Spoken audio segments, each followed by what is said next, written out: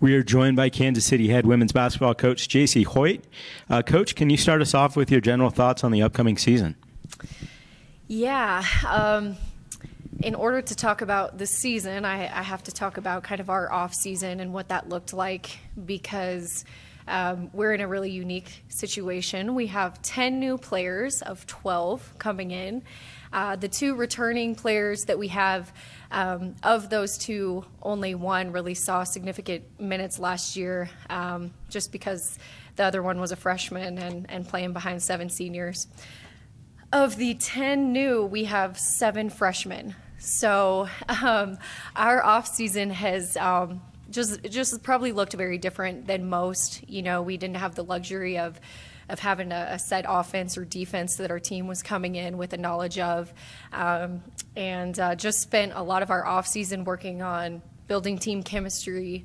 I'm a huge John Wooden fan, so honestly, our first couple weeks with them, we just talked about, you know, mastering the fundamentals and the basics, and had conversations about making sure that your shoes are tied the right way and you've got your ankle braces on, you know, just starting really literally from the ground up. And so as far as the season goes, I think I'm just as excited as anyone to see how that looks. But I love my pieces, have really good pieces. Our recruiting class consisted of really high achieving kids, you know, state champions, JUCO All-Americans, kids who played in JUCO national championship games. And so I love just kind of the foundation that we're coming in with of kids who know how to compete at a high level and have had success. And I think that that's really going to carry over into the season. I'm really excited to see how that plays out, and I will be tested to see how well I do at putting my pieces together. But I love what I'm working with, and I think that we're really going to surprise a lot of people come conference time. Looking back on your first year as a head coach, what surprised you the most, and what did you learn that will help you in year 2 and beyond? What didn't surprise me is probably a better way to put it. You know, I think there was just, I knew that it was going to be this way, but there was just a lot of not knowing what I did not know. And it was fun though, and I just learned so much. And I think probably one of the biggest things was just really understanding the level of preparation that goes into being a head coach. And when I was an assistant, I could show up, and if I was showing up and at my best, then I was being a great assistant. But as a head coach, I quickly learned you don't just get to show up. You have to actually be the one making the practice plans, coming up with the game strategy, just answering a million questions on a daily basis. And so probably just the time commitment that went into that was a big learning experience for me. And then I probably got thrown into the fire as a first-year head coach more than anyone in the country, and I say that because we had so many games that came down to the wire. Almost every conference game was either won or lost by about 5 points, and so I had to figure out, you know, game management at a quick pace, quick level. But I love that's what it looked like for me, because it really challenged me to really kind of just grow up very quickly. Kristin Moore was selected first team preseason All-WAC by both the coaches and media. Talk about what it means to have a proven player on the floor. Yeah, Kristin Moore is special, and before I specifically answer that question, I have to just talk about her character, because I think so highly of her. You know, we're in a day and age and a culture where kids just want to transfer when things don't really go their way, whether that be playing time or a coaching change. And Kristin really has kind of had a story that she probably wouldn't have written for herself at the beginning. She suffered an ACL injury her freshman year, you know, had a new coach that she had to inherit in me her junior year, and she could have been done after this year. She could have just called it quits or transferred as a fifth-year senior, but she chose to stay and just really believes in me and my vision, and I certainly believe in her. But I think just the fact that she chose to stay with us really says a lot about her character and the type of player that she is, the type of person she is. And I know that that's going to carry over on the floor. The growth that she has shown in the offseason as a leader and a mentor to our young kids is incredible. She's doing an incredible job every single day. And having 7 freshmen, her leadership is something that I really rely on a daily basis, and it's been fun to watch her really embrace that role. You mentioned that you have a lot of new players. I'm sure you guys are still wearing name tags at practice. Which newcomers do you think will make the most immediate impact for your team? So in terms of our upperclassmen, the first player I want to talk about is Erica Mattingly. She is coming to us from Butler Community College, which is historically a very proven program. And man, she's as competitive as any as any player that I have ever coached. And she's just a winner. She has won at every level she's ever played at, and she hates to lose. She hates to lose more than she loves to win, and it's been fun to kind of watch her set that standard for the freshmen. Another player is Awala Jack. She's coming to us from Kirkwood, which is also historically a very well-known program. She played in the national championship game last year, and they ended up coming short, but she won the national championship the year before. So again, just kids who understand, what it looks like to win in a program that, quite honestly, has not won very much in recent years. So that has been very valuable.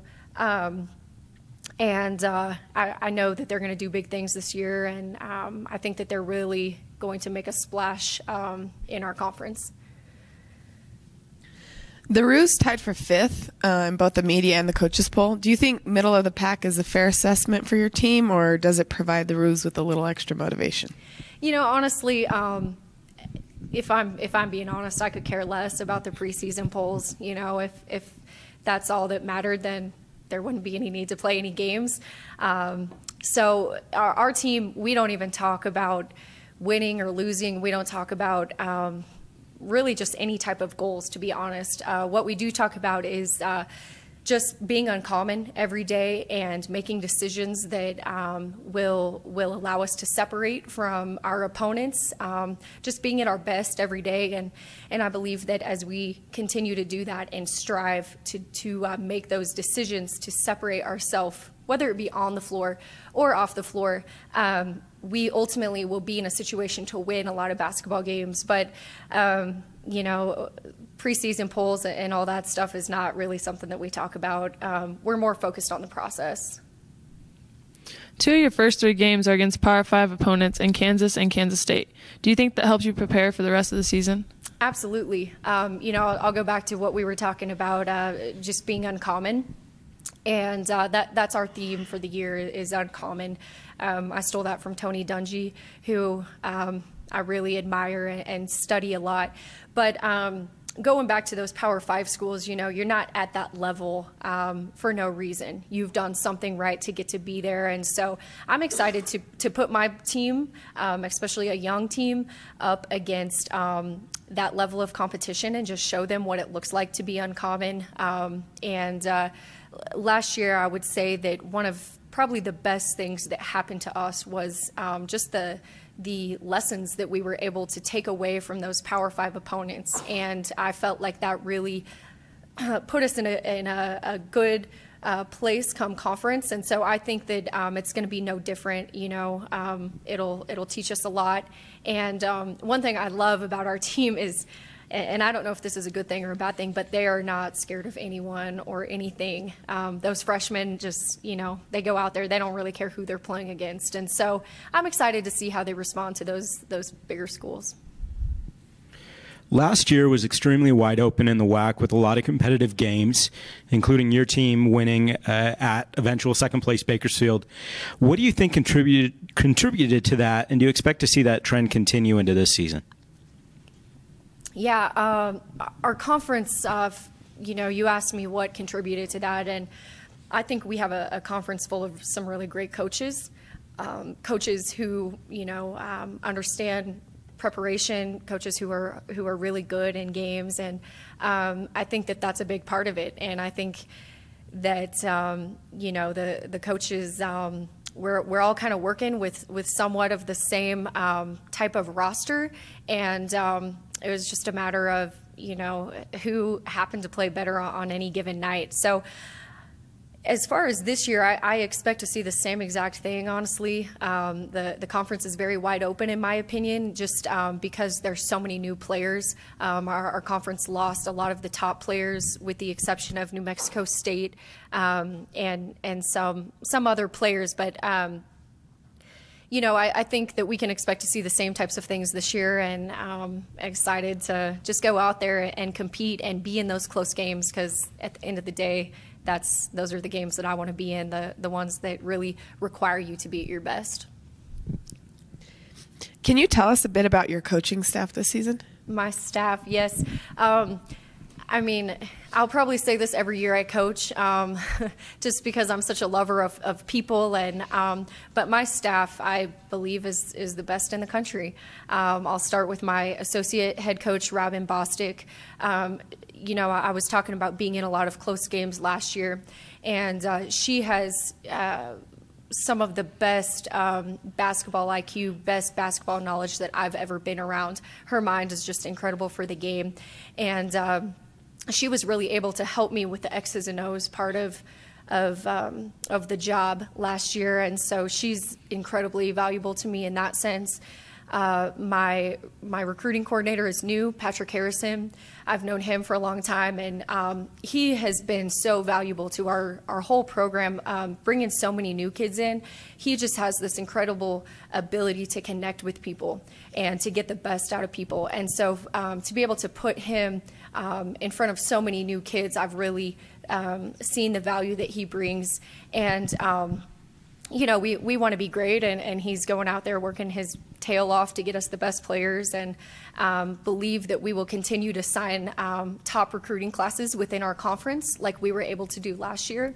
And then my other assistant, Kindred Wiesman, she played for me at K-State, and it's so valuable to have that player who knows your terminology, who knows what you're looking for, and she's really just an extension of me within our program, and she's younger, and so she's able to really connect and relate with our players in that way.